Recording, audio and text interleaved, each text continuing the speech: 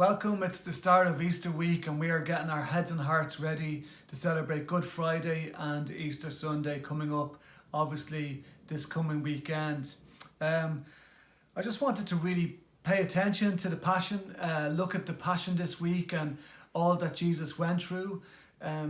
Maybe being able to glean some insight into how he was able to endure such a dreadful week before it led to the ultimate victory for us all, and for which we're so grateful. We are going to be looking today at Hebrews chapter 12, and our phrase today is Hebrews 12 verse 2, joy for you. Hebrews 12 verse 2, joy for you. We're going to read the first three verses of Hebrews 12, and it goes, "Therefore, since we are surrounded by such a great cloud of witnesses, let us throw off everything that hinders and the sin that so easily entangles. And let us run with perseverance the race marked out for us. Let us fix our eyes on Jesus, the author, the pioneer, and the perfecter of our faith. For the joy set before him, he endured the cross, scorning its shame, and sat down at the right-hand side of the throne of God. Consider Jesus, who endured such opposition from sinful men, so that you will not grow weary and you will not lose heart." So that you will not grow weary and you will not lose heart. Well, we've got to consider him. We've got to consider these scriptures because we don't want to grow weary and we certainly don't want to lose heart. Hebrews 12 verse 2, joy for you. I'm just wondering, for the joy set before him, he endured. For the joy set before him.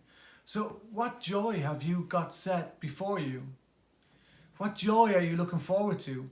What is something that you're joyfully anticipating, expecting? I wonder, is it the return of the King?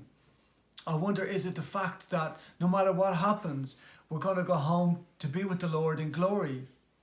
Now, praise the Lord, it can be the joy that after we get through this, we'll be able to embrace our loved ones. We'll be able to gather again in family homes, for parties, in churches, in house groups, whatever it is. Maybe in our favourite shopping centre, in your favourite coffee house. These are all joys to have set before us. I think that having a joy that is set before us is something that is crucial if we are to endure. You know, when I look at these three verses in Hebrews 12, again, they're just full of so much truth. And all of the verses and the contents within the verses just point me to more reasons to be joyful. To have this joy in me. It talks about the joy of being able to run freely.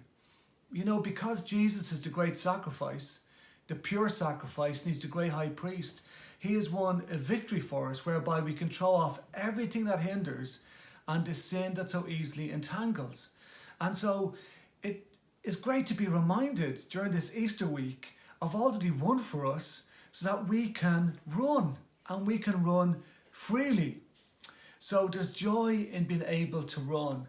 Any of you who've ever had to carry a weight around, or had to carry something into a home for somebody, or there was just this massive burden, and when that burden was kind of lifted and taken to its place, or it was taken off you, and then you were able to run, the joy in that freedom of being able to run may it be ours in our spiritual walk.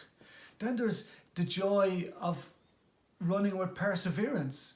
Now, to run a race with perseverance, you have to have a reason to run, because perseverance a lot of times is kept persevering because there's a prize at the end, and our prize is Jesus.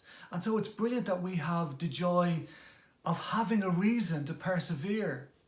That is Jesus, that is heaven, that is being in glory, but also persevering during this season. The joy of having a reason to persevere is that we will be together again soon, God willing. Then there's the joy of being part of God's plan. For I know the plans I have for you, declares the Lord. And it says in this that we're to run the race, we're to run it with perseverance, the race that has been marked out for us. To think that we're all part of God's plan, and that God has a plan marked out for you and for me, and that we get to run our race journey in our lives according to his great plan for us. Oh, that joy. There's the joy of knowing Jesus as the author, the perfecter, the pioneer of our faith. How incredible is that? That we have this great Jesus so interested in our lives, but also in our walk with him and in our faith. And then there's the joy of being able to consider him who suffered on our behalf. He suffered on the cross and he suffered at the hands of sinful men. And consider him because he's acquainted with your suffering. And when you know that he understands your suffering, it helps you to endure. And it just gives you a sense that you have joy in your heart, that he knows what you're going through. And so I pray that Hebrews 12 verse 2, that you know this joy in you to endure and to keep going for the King of Kings and the Lord of Lords. Bless you today.